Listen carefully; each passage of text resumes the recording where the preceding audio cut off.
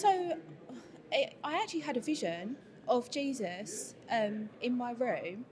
He stood there with his arms open, and there was this huge voice, and it just said Jesus, and I know it was God saying Jesus. And honestly, I sat up bolt right in bed, and I knew that I had to get baptised. So I woke my husband up, and then there were 3 more things that happened. People in the next few days, several people saying, "Oh, I was baptised as an adult," and so I just went straight to church and started on my journey to be baptised. But I was Church of England. So over the last few years, after doing a lot of research and going to church, I kind of was swayed towards the Catholic Church. I just felt like it's the right way to worship, and that's what God wants us to do. So I moved to Thanet from southeast London last year, and we started going to the Catholic Church, and straight away Father Joe was really welcoming. I explained my situation, and he was really happy, and we've just really gone full steam with it. Just been really amazing. It's really changed my life actually, in a lot of ways, a lot more calm and peaceful the way that I live my life. And my son is here today. He's been baptised as well. He's 15 and he's been baptised and received as well. So it's really changed our family life. Go with it, go along, don't hold back. You'll be welcomed and it will change your life. There's no reason not to. Yeah, so when I was like a couple months old, I was baptised into the Catholic Church, went to Catholic primary school at St Stephen's, went there till year 6, left and went to a normal secondary school. All the religion went out the window really, never went, just went on Christmas and Easter, very basic stuff. And then when I got to about, I suppose, 13, 14, I thought I knew pretty much everything that needs to be known about the world, and then soon realised that doesn't work like that.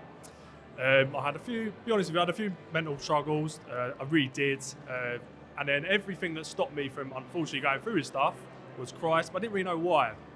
I never wanted to go back to church. I was too scared of it. It weren't my thing, too many people, didn't want to know.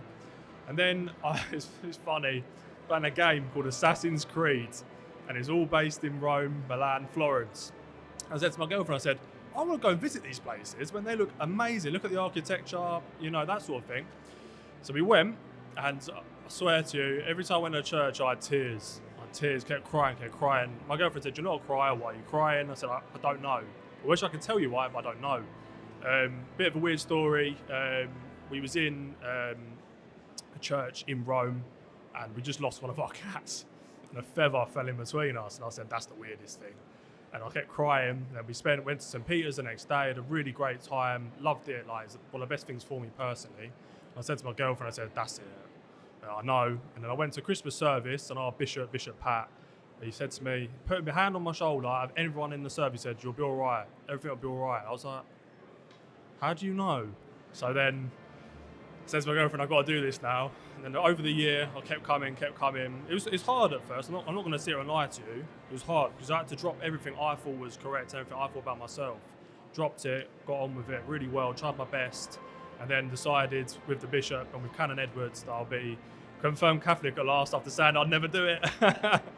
Yeah, I mean, I've always read, "Trust in the Lord with all your heart and all your ways acknowledge Him, He'll make your path straight." And when I read that, I thought, you just got to let go and give it to Christ. Stop trying to work out yourself. Stop thinking you know everything. Relax. And whatever path you're on, just try your best. So that's what I tried doing. And then every day I talk to him morning, night, evening when I'm doing basic stuff. It's really silly things I talk to him. But he's helped me for everything, I promise you that. Well, I've always been agnostic. So I've always believed there's been something greater than me. My best friend is Catholic, and she asked me to paint a picture of Jesus for her because I'm an artist. And it was through doing that I kind of learned a little bit more about Jesus. And my friend became a more devout Catholic, and so I was learning about the faith through her. And I just felt a calling to the Catholic Church. And I started listening to Bible in a Year with Father Mike. And there was one episode that I listened to. I kept putting it off to contact the Catholic Church. And in one episode, he said, "Don't put off what you can do today."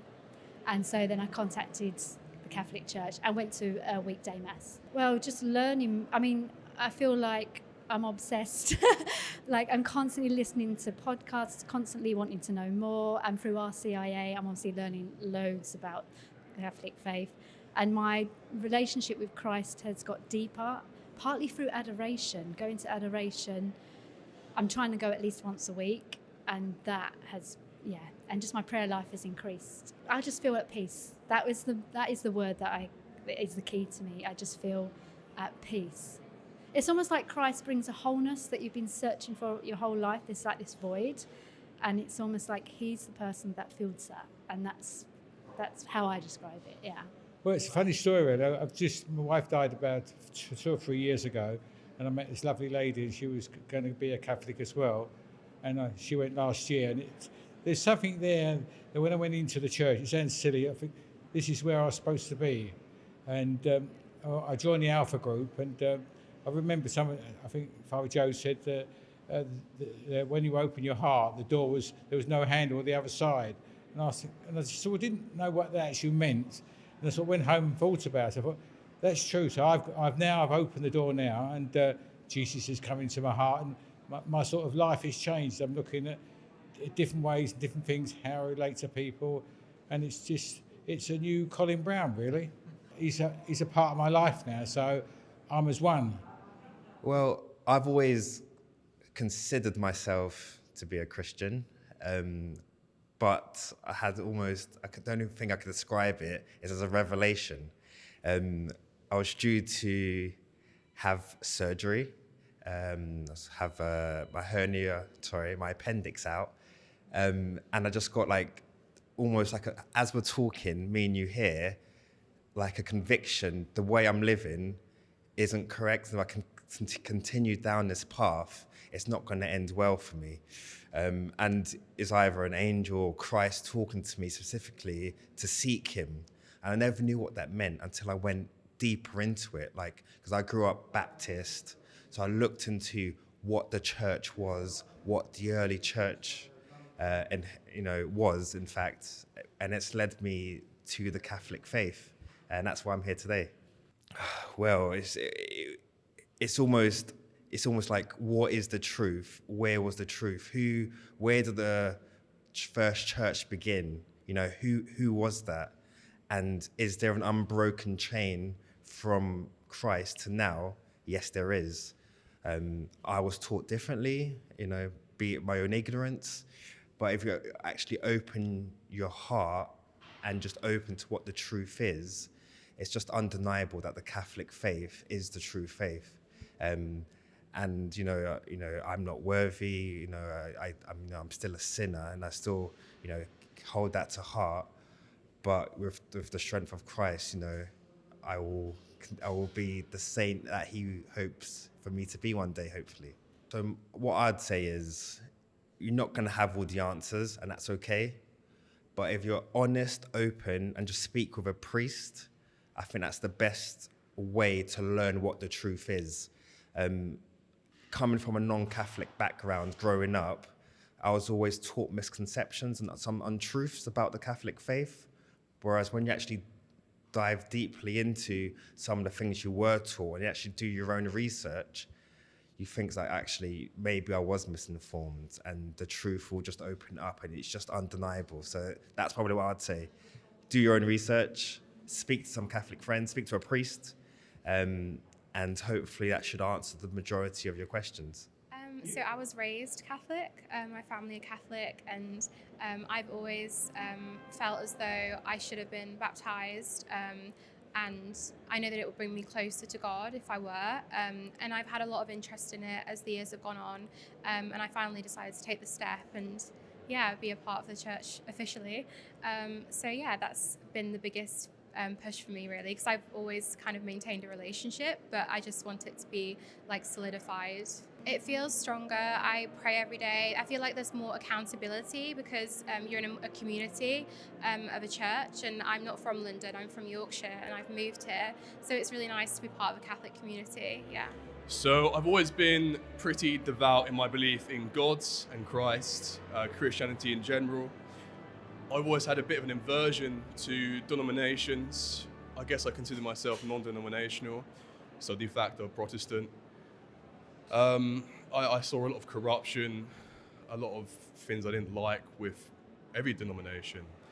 The Catholic Church, obviously being in a traditionally Protestant, I guess anti-Catholic country, I never really considered it. I considered it to be, I guess, like pagan of sorts. You get a lot of, I guess, propaganda against the Catholic Church of that sort. But in recent years, especially after COVID, I began to realize I needed to find a denomination, a church to belong to. It's an essential part of being a Christian, and I realized I couldn't just do it by myself anymore. I couldn't be my own pope. My dear friend Tom Kelsey, a few years ago, a couple of years after he got converted himself, he began to introduce me to Catholicism, to the beauty and the truth of it. And he spent a lot of time trying to really introduce me to it, trying to turn me over to the Catholic Church, the one true church. And after he brought me to the Corpus Christi procession in 2025, the gears began to tick in my head, and a cascade of, an epiphany after that led me to realize, this is the right thing to do. It's the truth. It is, the one truth. I need to become a Catholic. And just after that, I got involved with the RCIA program at my local church, and the rest is history. And I'm so glad. Like everything I've listened to, everything I've watched, everything I've read, it's just confirmed everything about the Catholic Church. Just the truth of it, the beauty of it. It is magnificent. It is spectacular. All of the different churches I've been to, in all the countries I've been to, especially Italy, they've got some real beautiful churches. It is reverent. And the beauty of those churches even nails home the point that it is the right thing. It's always been the right thing. And I was so disappointed that I didn't come to the faith sooner. It was reverent. I guess it was a life-changing experience, to be honest, because obviously after that point, it led me down this road. But seeing the procession, seeing the devout faith of all of those people there, it was something else. It was special.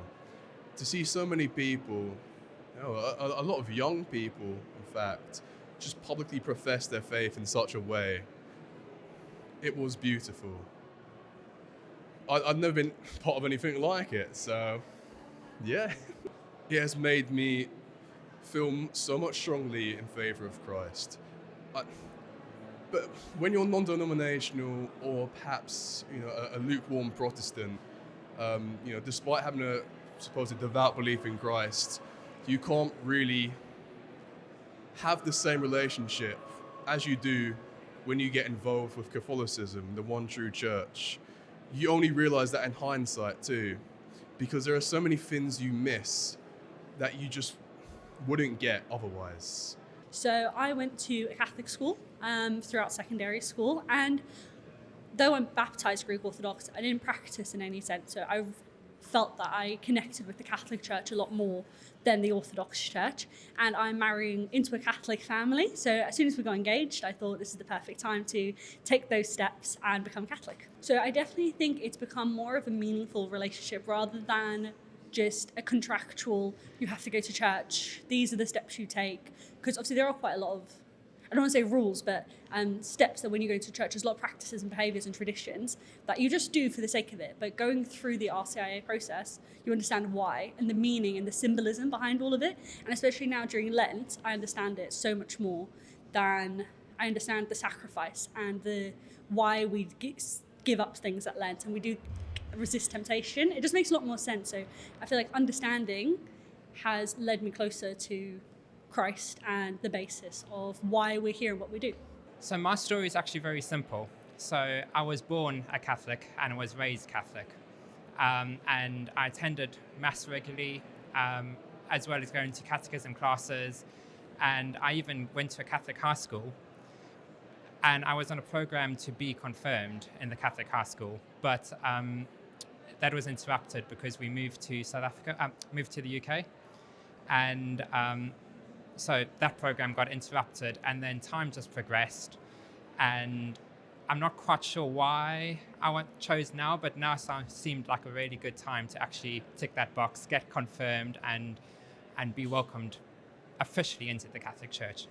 Really well. So we meet on Monday evenings for the last 3-4 months, and just talking with like-minded individuals going through this journey, being able to learn from them, learn from their experiences, and in a way just understanding how other people see their faith, see at how they connect with Jesus, and trying out new things so that I can get closer to him. Honestly, if you are like me, who was raised Catholic and for some reason never got confirmed, do it. It's well worth it. The people who you meet along the way, the knowledge, the deepening of your faith, it's well worth it. Just take that step. My family on my side is entirely C of E. My grandmother was a devout Christian her entire life. Died a couple of years ago at 99. My wife is a Catholic and her entire family is Catholic. So I met her 24 years ago. We got married in a Catholic church in Taunton. We have an 18-year-old son that we are bringing up as a Catholic. And I have become a school governor for probably the last 15 years, both at his primary school and his secondary school. And I say about my grandmother dying, at the similar time, my sister-in-law's mother died, or mother-in-law, and she was a devout Catholic. So in a short period of time, I attended a Catholic funeral in a church, and she was an Italian, so it was very strong. And then a C of E Catholic that was totally different. And it was that point that sort of nudged me, so to speak, to say, when I eventually die, I would like to go through the Catholic formal death, accepting it's not up to me, but that's my view. But it's a case of the Catholic secondary school that I'm at. My sponsor today, Sean Mars, enabled me to access the school's RCIA program. It's been amazing, that journey, having that opportunity to discuss, and that learning that I've had interesting, exciting discussions with my nieces who are Catholic around the entire progress. And we've had some really interesting and intellectual discussions and questions with them that's made it a really special thing.